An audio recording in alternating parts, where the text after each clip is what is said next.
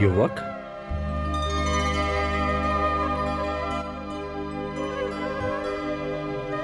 गुरुदेव, आप? सुहृदय, प्रणाम प्रभु। आयुष्मान भव। पुत्र, ये तुम्हारे दादा श्री अर्जुन हैं। हाँ, गुप्त क्षेत्र में हम अल्प समय के लिए मिले थे। प्रणाम दादाश्री। विजयी भव पौत्र। गुरुदेव, मुझे युद्ध की सूचना मिली और मैं चला आया। हाँ वत्स, युद्ध की घोषणा हो चुकी है। अब हमें अपने पक्ष की शक्ति का विस्तार करना होगा। गुरुदेव, अब आपको चिंता करने की क्या आवश्यकता है? आपका शिष्य सिद्ध क्षेत्र से सिद्धियां प्राप्त करके लौटा है। मैं अकेला ही समस्त कौरव सेना को समाप्त कर सकता हूं।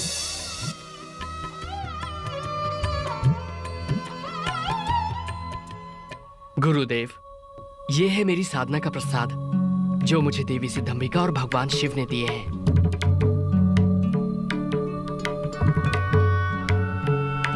इन बाणों की विशेषता क्या है पुत्र? पहला बाण जब चलेगा तो जिन लोगों के वध की मैं कामना करूंगा, ये उन पर मृत्यु चिन्ह बना देगा। पौत्र, ये कुछ अतिशयोक्ति नहीं लगती?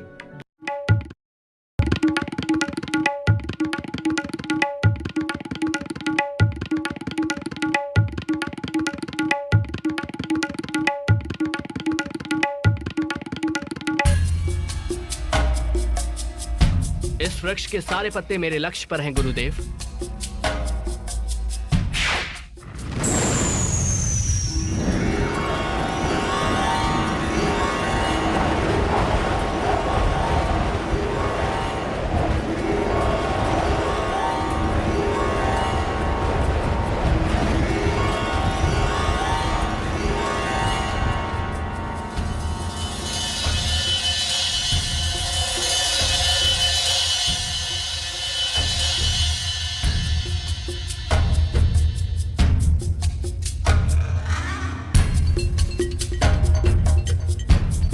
गुरुदेव, पहले बाण ने अपना कार्य पूरा कर दिया। पुत्र, तुम्हें विश्वास है कि सारे पत्तों पर चिन्ह लग गए हैं? हाँ गुरुदेव।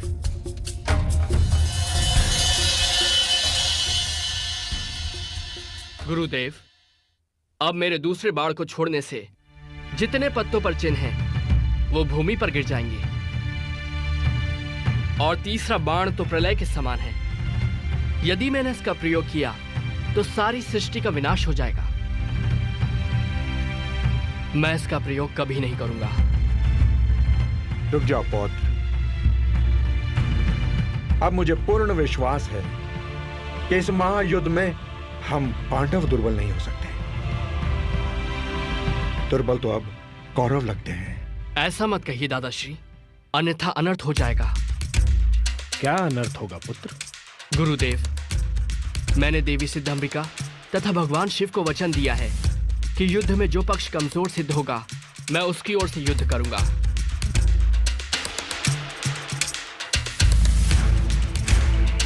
तो इसका अर्थ यह हुआ पौत्र कि बीच युद्ध में भी आप हमारे शत्रु का पक्ष ले सकते हो? हाँ दादाश्री, यदि युद्ध में कौरव पक्ष कमजोर सिद्ध हुआ तो देवी को दिए वचन के अनुसार मुझे उनकी ओर से ही युद्ध करना पड़ेगा। चलो पौत्र, विश्राम कर लो। क्षमा करें गुरुदेव, मैंने निर्णय लिया है कि युद्ध क्षेत्र से बाहर रहकर ही युद्ध देखूंगा।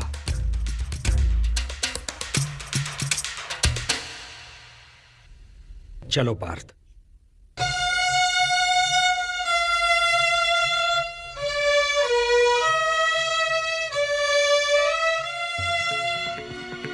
हे केशव, हे जनार्दन, इस युद्ध में तो हमारी विजय निश्चित है। निस्संदेह, किंतु जो मैं अभी सुनकर आ रहा हूं उसका अर्थ यह है कि पहले हमें पराजय की सीमा तक पहुंचना होगा। और पराजय का अर्थ है पांडवों में से 2-3 की मृत्यु और पांडव सेना का विनाश। पराजय? मैं कुछ समझा नहीं केशव। पार्थ, यदि हम कौरव सेना का नाश कर दें और विजय की ओर चलें तो बर्बरीक अपने 2 ही बाणों से अपने विजय उल्लास को पराजय में बदल देगा। तो अब क्या करें?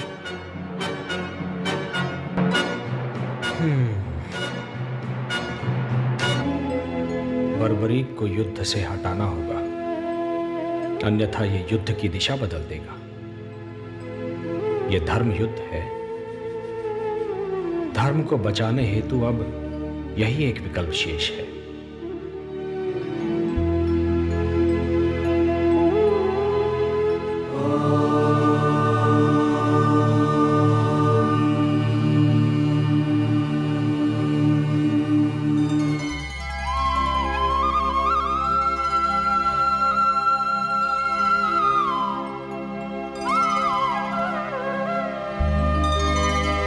सूर्योदय। प्रणाम गुरुदेव। प्रणाम दादाश्री। आयुष्मान भव।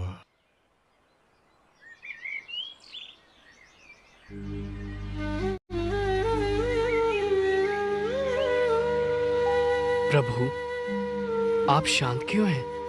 क्या चिंता है आपको? पुत्र कल से युद्ध शुरू हो जाएगा। देखें, निर्णय की ओर जाता है। मेरे होते आपको चिंता करने की कोई आवश्यकता नहीं है। यदि कौरवों के पक्ष में युद्ध जाता देखा तो मात्र 2 क्षण में ही मैं सारे योद्धाओं को समाप्त कर दूंगा। मैं तुम्हारी शक्ति से परिचित हूं पुत्र, और यह भी जानता हूं कि तुम्हारी हम में अनन्य भक्ति है। किंतु क्या प्रभु? पुत्र, आज शुक्ल फाल्गुन द्वादशी है। आज की महिमा दुगनी हो जाती है। किंतु मुझे बताइए प्रभु, मैं आपके दिए हर आदेश का पालन करूंगा। वत्स सूर्योदय, युद्ध से पूर्व चंडी एक बलि चाहती है, और बलि उसी की चढ़ाई जाएगी जो अतुलित बलशाली होगा। इसमें चिंता किस बात की है प्रभु?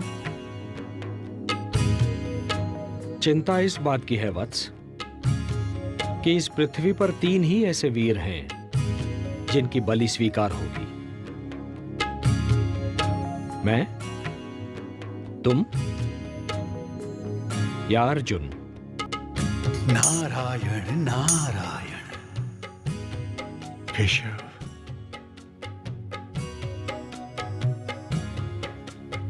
बस इतनी सी बात है केशव?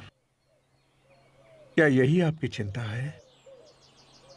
तो है जनार्दन, इस बलि के लिए मैं अपने आप को प्रस्तुत करता हूं केशव, अपने आप को। तुम ये नहीं कर सकते पार्थ, ये धर्म युद्ध है। यदि एक भी पांडव कम हो जाएगा तो ये युद्ध धर्म युद्ध नहीं कहलाएगा। बस एक ही मार्ग शेष है, मैं स्वयं ही अपना बलिदान दे देता हूं। वैसे भी युद्ध ना करने की प्रतिज्ञा ली है मैंने, एक सारथी ही तो हूं तुम्हारा। नहीं केशव, नहीं। प्रभु, आप मेरे गुरु हैं, श्रेष्ठ हैं, सभी तरह से ज्येष्ठ हैं मेरे। ये अधिकार सिर्फ मेरा है, मेरा। मुझे आज्ञा दीजिए प्रभु। आपके चरणों की सौगंध खाकर कहता हूं, आपके उद्देश्य को पूरा करने के लिए मैं अपने शीश की बलि देता हूं।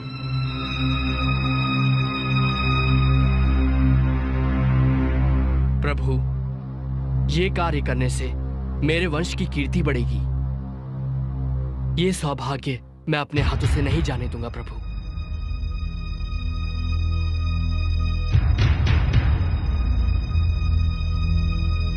सोचिए मत प्रभु,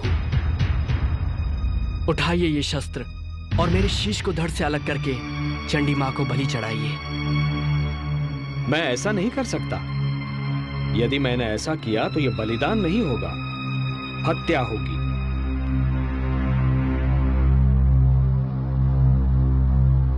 जब मैं स्वेच्छा से ये शीश आपको सौंप रहा हूं तो यह हत्या नहीं कहलाएगी।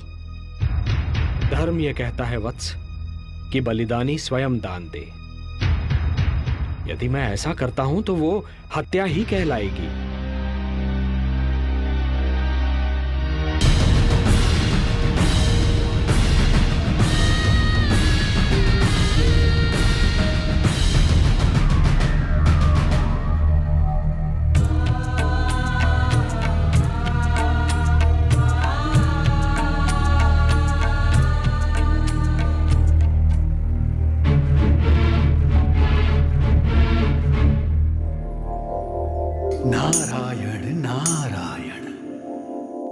धर्मराज, घटोत्कच पुत्र बर्बरीक ने श्री कृष्ण के कहने पे अपना शीश दान कर दिया।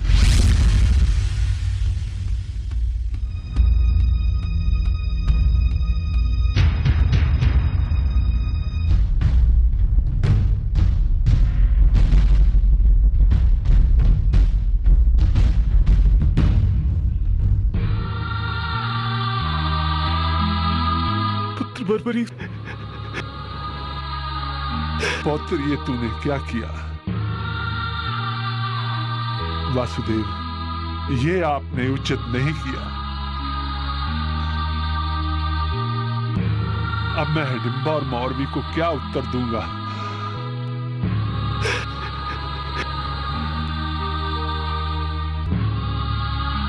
हे ईश्वर, ये तेरी कैसी लीला है? कौन सा पाप किया था मैंने? इससे तो अच्छा होता पुत्र बर्बरीक से पहले मुझे ही मृत्यु आ जाती। कम से कम ये दुख तो नहीं सहना पड़ता। ये आपने क्या किया वासुदेव? और इसके पीछे आपका क्या उद्देश्य है? बोलिए ना केशव।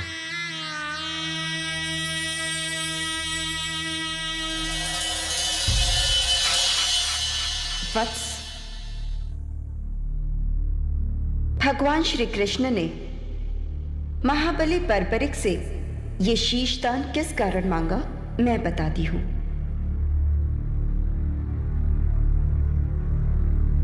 ब्रह्मदेव द्वारा घमंड करने पर इन्हें ये श्राप दिया गया कि अगले जन्म में जब पृथ्वी पर धर्म की रक्षा के लिए युद्ध होगा, तब श्री कृष्ण के द्वारा इन्हें मोक्ष प्राप्त होगा और वे ही इनकी मृत्यु का कारण बनेंगे।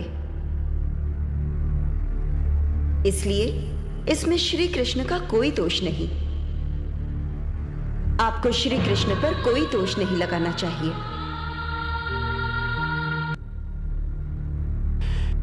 हे केशव, मुझे क्षमा करें, क्षमा करें।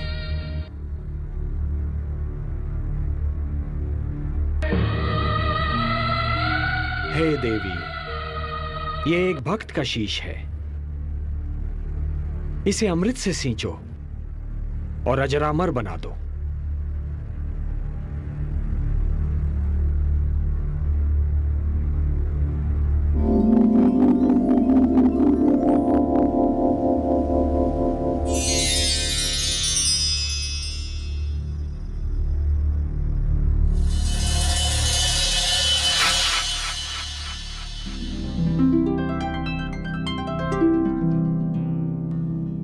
प्रणाम प्रभु। कीर्तिमान भव।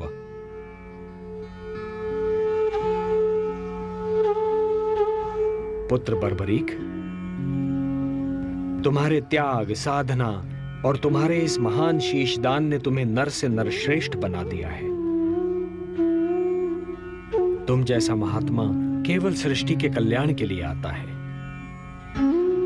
आज मैं तुम्हें अपना वो नाम देता हूं जो माता यशोदा ने स्वयं मुझे दिया था, श्याम। नारायण नारायण। और तुम्हें मैं अपनी सारी शक्ति भी प्रदान करता हूं। कलयुग में तुम्हें लोग श्याम के नाम से पुकारेंगे। जय श्री श्याम, जय श्री श्याम, जय श्री श्याम, जय श्री श्याम। वत्स, अपनी इच्छा मुझे बताओ। हे नारायण, हे श्याम, मेरी दो इच्छाएं हैं। प्रथम इच्छा, मेरी देह को आपके हाथ से अग्नि मिले,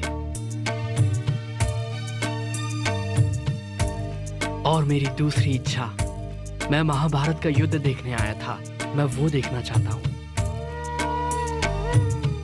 तुम्हारी दोनों इच्छाएं पूर्ण होंगी वत्स।